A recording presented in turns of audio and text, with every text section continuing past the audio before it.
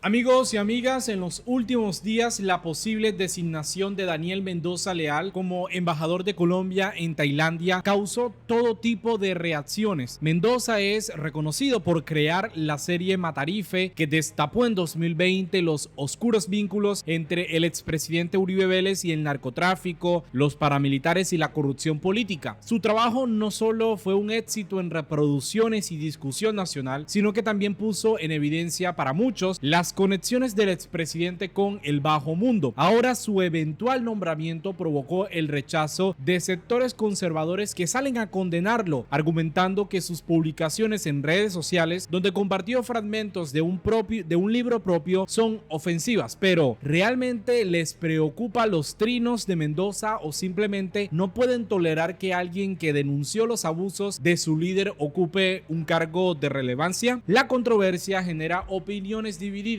desde la vicepresidenta Francia Márquez hasta la senadora María José Pizarro. Sin embargo, la mayor cuota de hipocresía viene de la extrema derecha, que ahora intenta disfrazarse de feminista o defensora de los derechos colectivos. Es decir, pretenden dar lecciones cuando su historial está lleno de desprecio hacia las mismas causas que hoy dicen defender. En todo esto también me parece mucho oportunismo, porque cuando Daniel Mendoza era el centro de atención por su serie Matarife, desde el sector progresista se le exaltaba como un valiente que enfrentaba al expresidente Álvaro Uribe Vélez, sobre todo porque esos trinos ya eran parte del uribismo como arma contra Mendoza, porque pese a múltiples procesos judiciales no pudieron retirar la serie de las plataformas. Vamos a ir parte por parte, así que escuchemos lo que dijo la senadora María José Pizarro. Pues bueno, yo no soy quien debe salir a justificar las expresiones que haya dado el señor Mendoza. Yo creo que es él quien debe salir a explicarle al país si son argumentos o son guiones de una novela, si son personajes de una novela. Lo cierto es que yo defiendo los derechos de las mujeres, el derecho que tenemos las mujeres a una vida sin violencias, y así como cuestionamos en algún momento canciones de cantantes, posturas que tienen los hombres de violencia contra las mujeres, pues por supuesto si esa es postura personal, él debe salir a aclararlo y ojalá que lo aclare de manera inmediata. Por lo demás, pues las mujeres creo que ya estamos cansadas de tener que salir a dar explicaciones por las actitudes que dan los hombres. Nosotras lo que exigimos y por lo que trabajamos es por nuestros derechos y por poder vivir en la sociedad colombiana sin violencias. En ningún ámbito de la vida pueden ser toleradas las violencias en contra de las mujeres, y menos en una situación tan dramática cuando tenemos más de 750 feminicidios. Esto es casi como el exterminio de la Unión Patriótica en 3 años, y aquí la sociedad no se alerta. Bueno, María José Pizarro en ese pronunciamiento mantiene una coherencia importante: el rechazo absoluto a cualquier forma de violencia contra las mujeres, incluso en los entornos políticos cercanos. Además, está subrayando un punto crucial: no es responsabilidad de las mujeres justificar o responder por los errores cometidos por los hombres. En este caso, es Daniel Mendoza quien debe aclarar sus posturas y explicar si las declaraciones que se le atribuyen se enmarcan dentro de su obra literaria, o piensa así, o simplemente eran unos escritos que hoy en día ya no lo representan. En fin, ahora pasemos a lo dicho por la vicepresidenta Francia Márquez, quien hizo una declaración muy fuerte, contundente, a través de sus redes sociales. Señor presidente Petro, siempre es importante escuchar a nuestro pueblo. Como vicepresidenta de la República y ministra de la Igualdad y la Equidad, no puedo tolerar la misoginia. Este gobierno fue elegido por las mujeres que creen en el cambio y en la eliminación de todas las violencias patriarcales. Por esta razón, no es posible que quienes van en contra de la promesa del cambio con las mujeres integren este gobierno. Las mujeres y las niñas, así como todas las personas, merecemos respeto y dignidad. Rechazo cualquier forma de violencia y discriminación, y mucho más si está asociada a personas que ocupan u ocuparán cargos en este gobierno. Esto es una cuestión de principios y los principios no se negocian. La vicepresidenta Francia Márquez ha sido atacada por su dignidad, por su condición de mujer, pero también tiene una postura muy tajante, alineada con los compromisos de igualdad y respeto que su gobierno prometió a las mujeres, quienes han sido pieza clave en la en el proceso de cambio en el país. No hubo una respuesta directa del presidente Petro al trino de la vicepresidenta Francia Márquez, pero sí el mensaje de la senadora Hanel Quiroga. En esa publicación, la senadora del Pacto Histórico cuestiona al mandatario sobre cómo justificar que este gobierno promueva una política exterior feminista mientras nombra a personas cuyas acciones, según ella, representan una apología a la violencia sexual contra mujeres y niñas. El presidente respondió y además aprovechó para recordar que Daniel Mendoza, más allá de la controversia que hoy genera, es un escritor y también un perseguido del uribismo. Su obra audiovisual Matarife no solo expuso las conexiones oscuras del poder en Colombia, sino que contribuyó a desmantelar el embrujo autoritario que tanto ha marcado la política nacional. Así empezó el presidente Petro este trino. El mandatario, en una defensa detallada, contextualiza las críticas a Daniel Mendoza citando referencias históricas y también literarias. Dijo: en su vida hasta donde sé no tiene denuncia alguna por violencia contra la mujer, acoso o pederastia. La crítica se remota a sus trinos en Twitter, que son transcripciones de frases de su novela de 2010 y sus personajes. El mandatario continúa comparando el caso de Mendoza con figuras literarias como Henry Miller, señalando, dice: cuando Henry Miller escribía en los Estados Unidos de manera provocadora y abiertamente, fue procesado por tribunales macartistas y condenado por obscenidad. Solo era obsceno en sus escritos y, según sus críticos, ayudó a romper la doble moral de la sociedad norteamericana. El presidente también destaca la relación que puede existir entre Miller y Anais Nin, una escritora, dice el presidente, que revolucionó la literatura erótica femenina. Jamás pensó que el feminismo era censura del sexo o del amor libre. Aunque fue calificada de obscena, nunca dejó que represiones internas encarcelaran su alma o su cuerpo. Años después, tanto Miller como Nin fueron homenajeados y sus obras pasaron a ser clásicos de la literatura. En su reflexión, Petro plantea una pregunta a los que critican el posible nombramiento de Daniel Mendoza. Si la obra de Henry Miller es considerada hoy arte, ¿cómo se diferencia el arte de la simple mercancía barata hecha solo para vender? ¿Cómo se diferencia Lolita de Nabokov de Más 57, mientras Lolita es leída por quienes aprecian el arte de Más 57 hecha para vender, suena en todas las emisoras y es consumida por niñas que ven a sus cantantes como héroes culturales? Ya el presidente Petro en esta parte va mucho más allá y critica la censura selectiva. Si uno de esos cantantes expresara una frase crítica contra la violencia uribista, sus canciones desaparecerían de las emisoras. Así se impone la censura. El presidente aborda el impacto del acceso infantil a contenido inapropiado en el internet, en las redes sociales.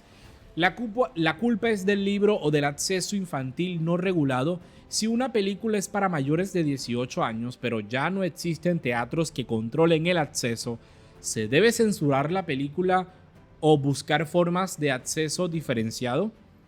Y ya en esta parte, ojo con estas preguntas, pero es que ya en esta parte el presidente es un poco más contundente y empieza a cuestionar la doble moral uribista. Las frases escritas de Mendoza no son de acceso libre en emisoras y canales abiertos, pero transcritas a la red X, ¿tiene esta red formas de protección al menor? Ahora el debate está abierto: censura o libertad. ¿Cómo proteger a los menores sin caer en una diplomacia de blancos hipócritas que hablan de moralidad mientras guardan silencio ante atrocidades como las cometidas por paramilitares? El presidente Petro no duda en criticar a los detractores de Mendoza. Atacan a mansalva no solo porque diga groserías, sino porque destapó a Uribe. Mientras jóvenes rebeldes eran violadas en CAIS y asesinadas en las calles, las mismas que hoy critican a Mendoza guardaron silencio, tachando a esas mujeres de terroristas. Finalmente, el presidente cierra con una afirmación muy tajante, muy contundente, diciendo que él no va a ayudar a construir un mundo con censuras y rejas mentales y corporales para las mujeres. Esto déjenselo a los nazis y franquistas. He pedido que la Convención Americana de Derechos Humanos sea ampliada a los derechos colectivos de las mujeres y de la naturaleza, pero ¿vamos a imponer un código determinado de sexualidad para entrar al empleo público? Algo que realmente destaco de este planteamiento es que no cae en el juego de la extrema derecha y del uribismo hipócrita. Estos sectores, que históricamente han rechazado el feminismo y cualquier expresión de este, ahora pretenden dar lecciones de moralidad. Y realmente se vuelve un poco irónico porque se oponen a un movimiento político que defiende las libertades individuales mientras ellos intentan, desde todas las esferas del Estado, imponer un control absoluto sobre los derechos de las mujeres. Lo que realmente buscan es deslegitimar una vez más el gobierno del presidente Petro y las políticas de inclusión que, les guste o no, se han materializado en esta administración. Ejemplos de sobra hay muchos. Por ejemplo, en la terna Defensoría del Pueblo estuvo compuesta por mujeres. La terna a Fiscal General de la Nación estuvo compuesta por mujeres. Y las listas del Pacto Histórico al Congreso de la República fueron lideradas por mujeres. Estos no son hechos accidentales, son parte de un compromiso real con la equidad de género. Es el colmo de la hipocresía que ahora pretendan erigirse más bien como defensores de derechos cuando su historial demuestra todo lo contrario. Peor aún, es el papel de algunos comentaristas políticos como Daniel Samper Ospina, quien ahora se muestra indignado con Daniel Mendoza. Pero, sinceramente, ¿qué autoridad moral tiene Samper para hablar de este tema? Él es el ejemplo perfecto de lo impresentable y no me canso de repetirlo siempre que pueda. Cuando estamos discutiendo ciertos temas, siempre es muy importante la legitimidad del contradictor, del adversario. En cualquier debate. Porque si estamos hablando del mismo Samper que enviaba mensajes a Julio Sánchez Cristo, cuyo contenido no voy a reproducir porque puede que YouTube hasta me censure el video. Porque esos mensajes realmente sí rayan en lo obsceno y son absolutamente injustificables. Sin embargo, si uno revisa su cuenta de Twitter, parece el feminista más comprometido del país. Y claro, ese activismo solo existe en retweets porque evidentemente no se atreve a escribir un propio trino y no lo hace por una sencilla razón: no tiene autoridad, no la tiene. Finalmente vamos a ver el comunicado que ha lanzado el creador de la serie Matarife sobre este asunto. Dijo que ese comunicado muy seguramente no van a publicarlo en Blue Radio, ni en Caracol, ni en la revista Semana. Escuchemos lo que dijo Daniel Mendoza. Hago este video especialmente dirigido a Francia Márquez y a Laura Gil, a quienes respeto mucho y bien merecen mis explicaciones. Mis seguidores, en cambio, saben que no he parado de defenderme de los mismos ataques desde hace 10 años. Para ellos, esto es un refrito. Francia y Laura, estos son los 3 libros que he escrito. Esta última, la novela Innombrable, no tiene ninguna relación con este tema, luego no me voy a referir a él. En el 2013 escribí el primero, la novela El Diablo es Dios. Les leo un aparte de la solapa que describe la obra. Esta novela le plantea un desafío al lector, reta sus esquemas culturales, lo vapulea y le impide el sosiego, lo saca de su comodidad cotidiana y lo arroja en medio de los demonios que reinan en nuestro derredor, aunque los ignoremos. El lector deberá mantenerse lúcido ante este cóctel lacerante de sexo explícito, drogas, escatología, rock pesado, libertinaje y desvíos políticos y sociales que acampan en la urbe bogotana.